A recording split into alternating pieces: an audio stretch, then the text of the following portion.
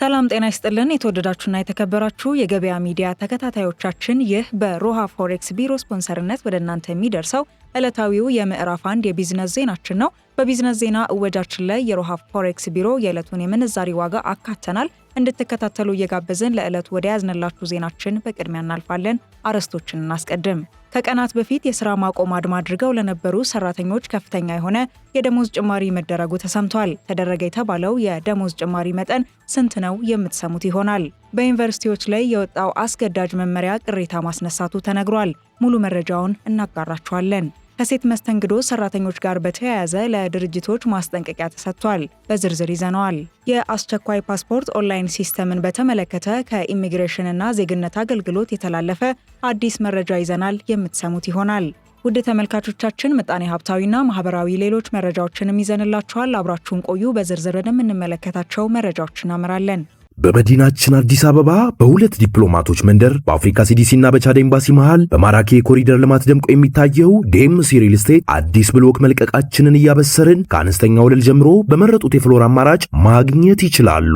በለቡ መብራት 65000 ካሬ ላይ የተንጣለሉ ግንባታቸው ከ30 እስከ 50% በደረሱ ብሎክ ከስቱዲዮ እስከ ባለ 4 መኝታ ቤቶችን በካሬ 78000 ብር አለያም 431000 ብር ቅድመ ክፍያ በመክፈል የቤት ባለቤት ይሁኑ እንሎታለን። 60% በሚደርስ የረጅም ጊዜ ባንክ አማራጭ ከወለድ ነጻ አገልግሎት ጋር አመቻችተናል። ቀድሞ ለሚመጡ ለ10 ዕድለኞች እስከ 30% የሚደርስ ቅናሽም አዘጋጅተናል። ለበለጠ መረጃና ለቢሮ ቀጠሮ እንዲሁም ሳይት ለመጎብኘት በ0968 7272 29 ላይ አሊያም በ0920 22 1458 ላይ አሁኑኑ ይደውሉ።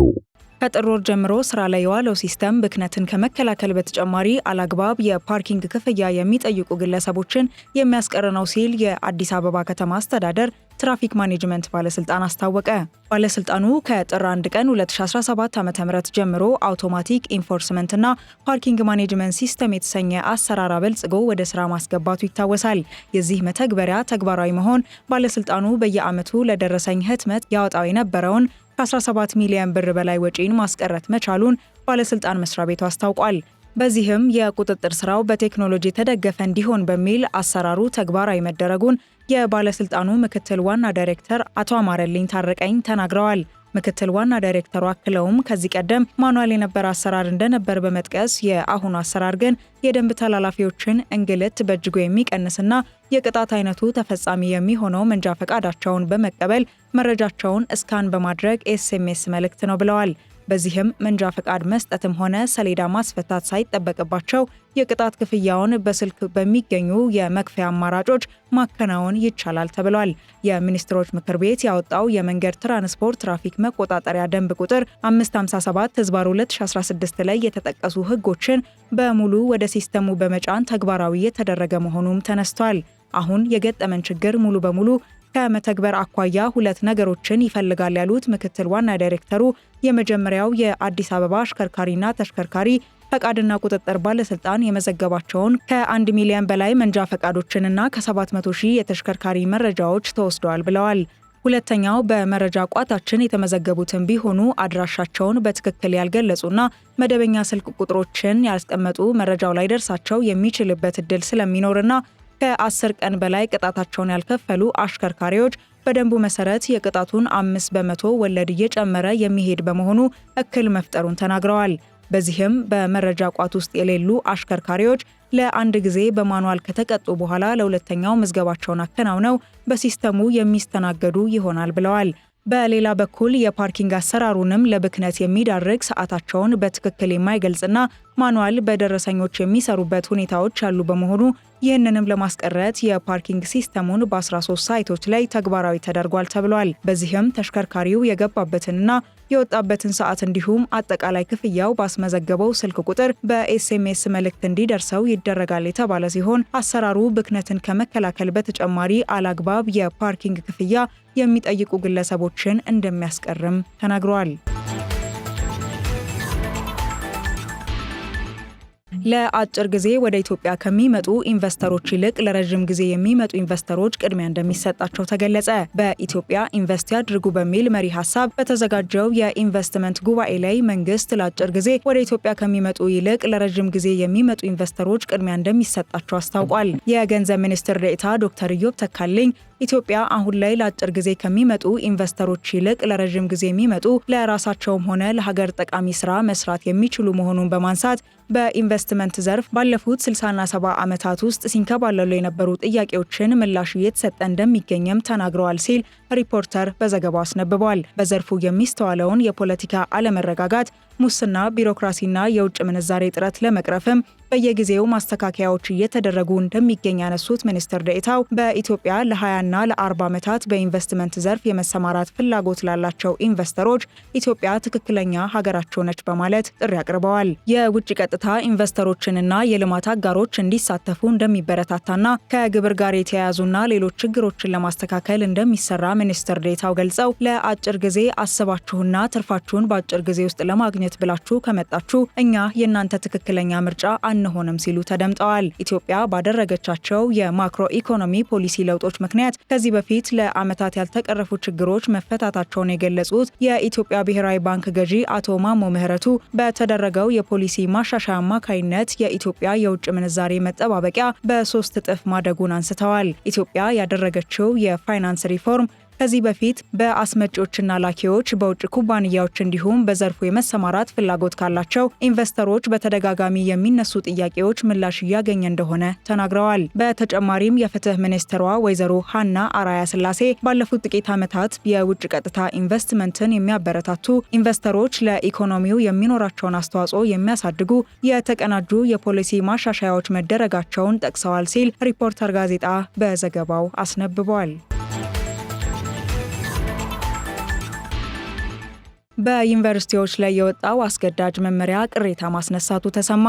የኢትዮጵያ የግል ከፍተኛ ትምህርትና ቴክኒክና ሙያ ተቋማት ማህበር የትምህርት ሚኒስቴር በተከታታይ 3 ጊዜያት በተመራቂ ተማሪዎች የመውጫ ፈተና ከ25 በመቶ በታች በሚያስመዘግቡ ዩኒቨርሲቲዎች እርምጃ እንዲወስድባቸው የሚፈቅደው መመሪያ ግልጽና ያልተብራራ ነው ሲል ቅሬታውን አሰምቷል። የተመራቂ ተማሪዎች የመውጫ ፈተና አወጣጥ በትክክለኛ መንገድ ሳይገመገም እርምጃ የሚያስወስድ መመሪያ ማውጣት አግባብ አይደለም ሲሉ የማህበሩ ዋና ስራ አስኪያጅ አቶ ተፈራ ገበየው ተናግረዋል። በተለይ ከታች ጀምሮ የሚሰጠው ትምህርት ጥራቱ ምን ይመስላል የሚለው መሰረታዊ ጉዳይ ሳይፈተሽ ወደ እርምጃ መገባቱ የከፍተኛ ትምህርት ተቋማትን ከማቀጨጭና ከዘርፉ ከማስወጣት የዘለለ ምንም አይነት ሚና እንደማይኖረው መናገራቸውን ሪፖርተር አስነብቧል። የትምህርት ሚኒስቴር የከፍተኛ ትምህርት ተቋማትን በተመለከተ ያወጣው መመሪያ የተብራራ ባለመሆኑ መመሪያው በድጋሚ እንዲታይ ማህበሩ ጥያቄ ማቅረቡንም አክለዋል። መመሪያውን በተመለከተም ሆነ ለሌሎች ጥያቄዎች ማህበሩ ለትምህርት ሚኒስቴር በተደጋጋሚ ጥያቄዎችን ቢያቀርብም ምላሽ ግን አላገኘንም ማለታቸውን ዘገባው ጠቅሷል።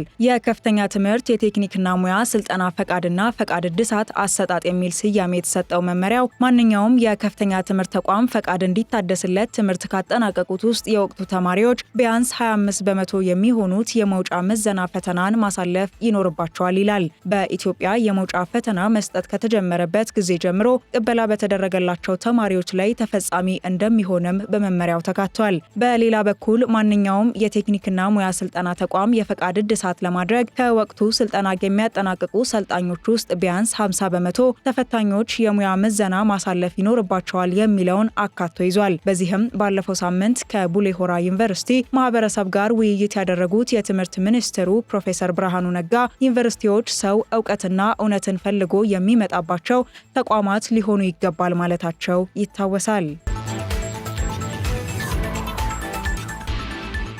ለአዲስ አበባ የአስቸኳይ ፓስፖርት ኦንላይን ሲስተም ማሻሻያ ተደርጎበት ስራ መጀመሩ ተገለጸ።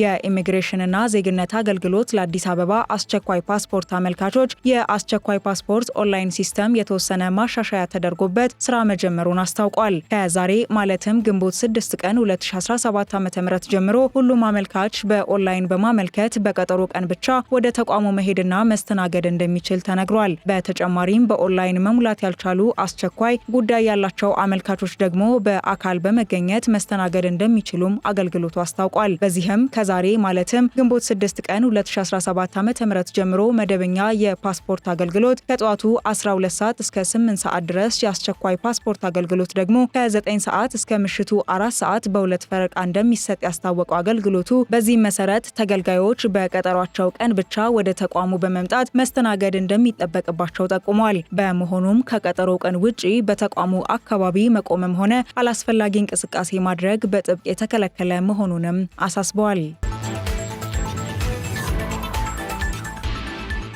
ከሴት መስተንግዶ ሰራተኞች አለባበስ ጋር በተያያዘ በ15 ቀናት ውስጥ ያላስተካከሉ ተቋማት ላይ እርምጃ እንደሚወሰድባቸው የአዲስ አበባ ከተማ ባህል ኪነ ጥበብና ቱሪዝም ቢሮ አስታወቀ። በዚህም በአዲስ አበባ ከተማ በአንድ ወር ውስጥ ብቻ ሴት የመስተንግዶ ሰራተኞች ሰውነታቸውን የሚያጋልጥ አለባበስ እንዲለብሱ የሚያስገድዱ ከ35 በላይ ሆቴሎች የማስጠንቀቂያ ደብዳቤ እንደተሰጣቸው ቢሮው አስታውቋል። በአዲስ አበባ ከተማ አስተዳደር ባህል ኪነ ጥበብና ቱሪዝም ቢሮ በሆቴል አገልግሎት ሰጪ ተቋማት ውስጥ ተቀጥረው የሚያገለግሉ ሴት የመስተንግዶ ሰራተኞች አለባበስን የተመለከተ መመሪያ ጸድቆ ስራ ላይ መዋሉ ይታወሳል። ይህም የጸደቀው መመሪያ ተግባር ላይ ከመዋል የዘገየው የትርጉም ስራዎች ባለመጠናቀቃቸው እንደሆነ ደግሞ በቢሮው የቱሪስት አገልግሎት ብቃት ማረጋገጥና ደረጃ ምደባ ዳይሬክተር ገነት ይመር ተናግረዋል። በአሁን ሰዓት ግን የትርጉም ስራዎች መጠናቀቃቸውን የገለጹት ወይዘሮ ገነት ለሆቴል አገልግሎት ሰጪዎቹ ከቅጣት በፊት ማስጠንቀቂያ እየተሰጠ እንደሚገኝ አስረድተዋል። በዚሁ መሰረት ባለፈው አንድ ወር ውስጥ ብቻ 35 ሆቴሎችና ሬስቶራንቶች የማስጠንቀቂያ ደብዳቤ እንደደረሳቸው ገልጸዋል። በተጨማሪም ከቀጣዩ ሰኔ ወር ጀምሮ መመሪያው በሚያዘው መሰረት የቅጣት እርምጃ መውሰድ እንጀምራለን ያሉት ኃላፊዋ መረጃዎች ተጠናክረው ሲቀርቡ ቁጥሩ ከዚህ ከፍ ሊልም እንደሚችል ጠቁመዋል። ከቀናት በፊት ከአሰሪው ድርጅት ጋር ባለመግባባታቸው አድማ አድርገው ስራ ላቆሙ ሰራተኞች የ35 በመቶ የደሞዝ ጭማሪ መደረጉ ተሰማ። ባለፈው ሐሙስ ከአሰሪው ድርጅት ጋር ባለመግባባታቸው ስራ ያቆሙት የዲኤችኤል ሰራተኞች በተደረገ ድርድር የሰራተኛ ማህበሩና ድርጅቱ ስምምነት ላይ መድረሳቸው ተነግሯል። የስራ አድማ ማቆሙን ተከትሎ በቦሌ ክፍለ ከተማ የስራና ክህሎት ጽሕፈት ቤት አሸማጋይነት ሲደረግ የሰነበተው የሁለቱ አካላት ድርድር በትናንትናው ዕለት በስምምነት መቋጨቱን የትራንስፖርትና መገናኛ ሰራተኛ ማህበራት ኢንዱስትሪ ፌዴሬሽን ፕሬዝዳንት አቶ አባቲሁን ታከለ ተናግረዋል። የሰራተኛ ማህበሩ 50 በመቶ የደሞዝ ጭማሪ ሲጠይቅ ድርጅቱ ደግሞ 24 በመቶ ብቻ ነው የምጨምረው የሚል አቋም እንደነበረው ተናግረዋል። የቦሌ ክፍለ ከተማ ሰራተኞችንም በማወያየት የ35 በመቶ የደሞዝ ጭማሪ ሐሳብን በማቅረብ የሰራተኛ ማህበሩና ድርጅቱ መስማማታቸውን አረጋግጠዋል። በዚህም መሰረት የድርጅቱ ሰራተኞች በዛሬው ዕለት ማለትም ግንቦት 6 ቀን 2017 ዓ.ም ወደ ስራ እንደሚመለሱ ተስማምተዋል ተብሏል። ይኸው አዲሱ የደሞዝ ጭማሪ ከሚያዝያ ወር ጀምሮ ተግባራዊ እንዲሆን በሰራተኛ ማህበሩ በኩል የተጠየቀ ቢሆንም ድርጅቱ ባለመስማማቱ የ35 ከመቶ ጭማሪው ከግንቦት ወር ጀምሮ ተግባራዊ እንደሚሆን ተነግሯል። ይሁን እንጂ በሚያዝያ ወር ደሞዝ ላይ ግን የ24 በመቶ ጭማሪ እንደሚያደርግ ድርጅቱ ተስማምቷል ተብሏል። የዲኤችኤል ሰራተኞች ባለፈው ሐሙስ ማለትም ሚያዝያ 30 ቀን 2017 ዓ.ም በአሰሪና ሰራተኛ አዋጁ መሰረት የ10 ቀን ማስጠንቀቂያ ከሰጡ በኋላ ወደ ስራ ማቆም እርምጃ መግባታቸው ይታወሳል። ቀጥለናል ተከታታዮቻችን። አሁን ደግሞ የሮሃ ፎሬክስ ቢሮ የዕለቱን የውጭ ምንዛሪ ተመን እናሳውቃቸዋለን። በዚህም መሰረት አንድ የአሜሪካን ዶላር በ149 ብር ሲገዛ በ151 ብር ከ98 ሳንቲም እየተሸጠ ይገኛል። ፓውንድ ስተርሊንግ በ185 ብር ሲገዛ በ188 ብር ከ70 ሳንቲም እየተሸጠ ይገኛል። ኢሮ በ165 ብር ሲገዛ በ168 ብር ከ30 ሳንቲም እየተሸጠ ይገኛል። ስዊስ ፍራንክ በ167 ብር ሲገዛ በ170 ብር ከ34 ሳንቲም እየተሸጠ ይገኛል። ድርሃም በ40 ብር ሲገዛ በ40 ብር ከ80 ሳንቲም እየተሸጠ ይገኛል። ሪያል በ39 ብር ሲገዛ በ39 ብር ከ78 ሳንቲም እየተሸጠ ይገኛል። የቻይናው ዩሃን በ19 ብር ከ50 ሳንቲም ሲገዛ በ19 ብር ከ89 ሳንቲም እየተሸጠ ይገኛል። የተወደዳችሁ የገበያ ሚዲያ ተከታታዮቻችን የግንቦት 6 ቀን 2017 ዓ.ም የምዕራፍ 1 የዜና መረጃዎቻችንን ቀደም ሲል ተከታትላችኋል። የገበያ ሚዲያን እንድትከታተሉ እንጋብዛችኋለን። መልካም ቆይታ። በመዲናችን አዲስ አበባ በሁለት ዲፕሎማቶች መንደር በአፍሪካ ሲዲሲ እና በቻድ ኤምባሲ መሃል በማራኪ የኮሪደር ልማት ደምቆ የሚታየው ዴምሲ ሪል ስቴት አዲስ ብሎክ መልቀቃችንን እያበሰርን ከአነስተኛ ወለል ጀምሮ በመረጡት የፍሎር አማራጭ ማግኘት ይችላሉ።